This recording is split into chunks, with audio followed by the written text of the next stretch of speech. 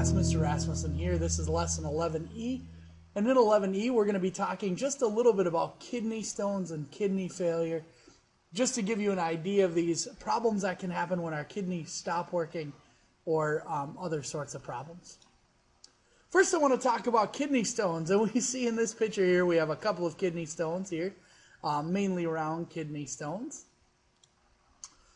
Kidney stones, there are a bunch of risk factors. So if you're wondering, am I going to get kidney stones in the future? Here are some risk factors. Some things that can increase your risk of having kidney stones. One is males. If you're a male, I know there's not much you can do about that now, guys. But if you're a male, you're 3 times more likely to get kidney stones than females. People who don't drink enough water. If you're someone who doesn't drink a lot of water, that can cause some of these chemicals to build up in your kidneys and not completely flush your kidneys. So that can be a risk factor for you. If you live in a hot climate, and that goes with the not enough water, if you're sweating a lot and there's not enough liquid in your urine, so these chemicals build up. Nutrition. If you eat a lot of the wrong foods, that can cause some kidney stone problems as well. And then the other one is genetics. So there is some genetic component to it, some genes or some DNA that can cause you to be more likely to get these kidney stones over here. Kidney stones are made of approximately 3 chemicals. The main chemical is what's called calcium oxalate. And calcium oxalate is found in primarily dairy products, chocolate. It's also found in soda or carbonated beverages. So those are some places you can find calcium oxalate. Another one is uric acid. And uric acid, this actually also causes gout. And it's commonly found in red meat. And then finally, the other component is cysteine, and that's commonly found in fish. So if you're eating a high dairy product, high meat diet, that could potentially lead to future kidney stones. That could potentially lead to future kidney stones. Size. Kidney stones vary in size depending on how long they're sitting in the kidney. They can actually take up the entire pelvis of that kidney and get as big as a golf ball. So here's a giant kidney stone out here. That would be unpassable. You would need to have surgery to remove that one.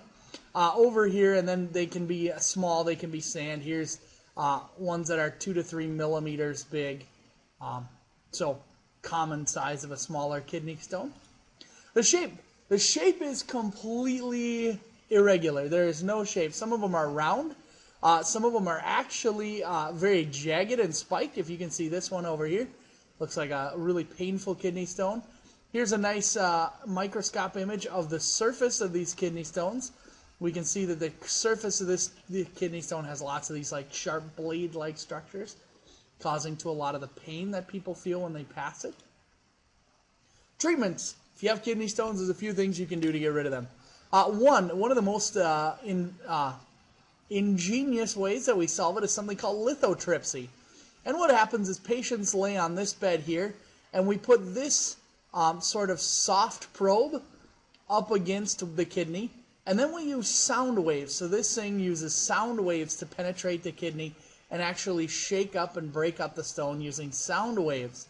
So this is an interesting way of being able to break up those kidney stones by using sound waves, and they also use some X-ray components so they can see and target the kidney stone and not target any other parts of the kidney. Another one is flooding. Sometimes if the kidney stone is small, they'll just tell you to drink tons of water, and that'll help flood out those smaller kidney stones.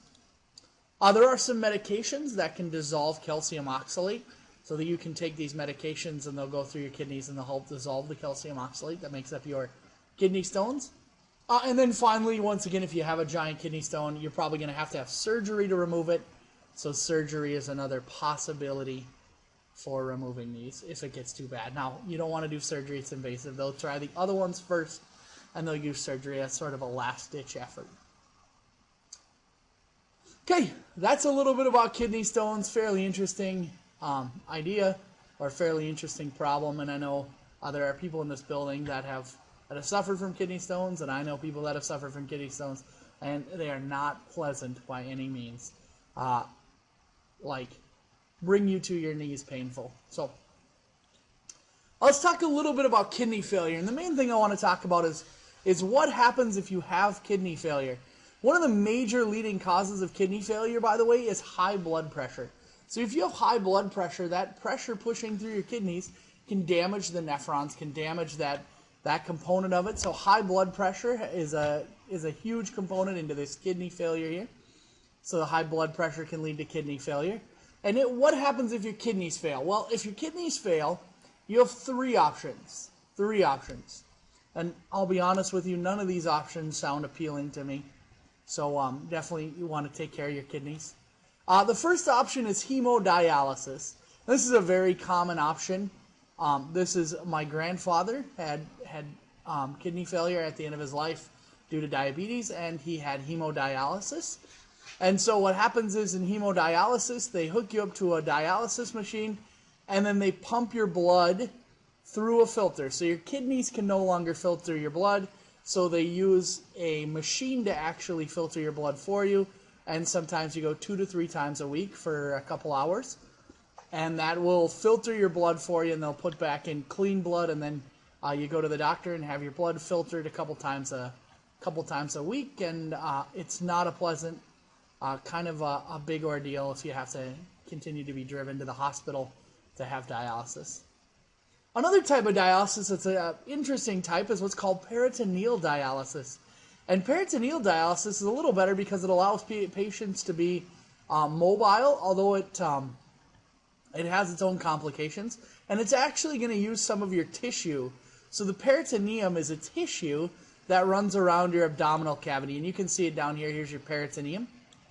Okay, so that's the tissue around your abdominal cavity. And what they do is they take this dialysate, and it's the fluid, so be liquid, and they're going to fill up your peritoneum. They're going to fill up your abdominal cavity.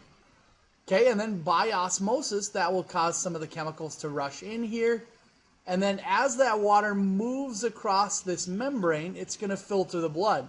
So it's actually going to use the membrane of your body to help filter your blood, and they do it by pumping your peritoneal cavity full of liquid.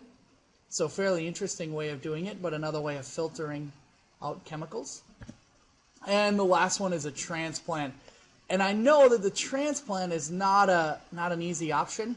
I know you can be waiting on these transplant waiting lists for a long time. So if you need a kidney transplant, that can sometimes be a tough ride. I know a lot of people end up not making it through the transplant process and not living long enough to see their transplant, or being on dialysis for a very long time while they wait for that transplant. So kind of a sad deal. I know there's a lot going on there with these transplants, but that's the other option. So your other option is if your kidneys fail, you can get a transplant. Well, if you have any questions about this class, feel free to ask me. I hope you have a good day. Take care. We'll see you in class.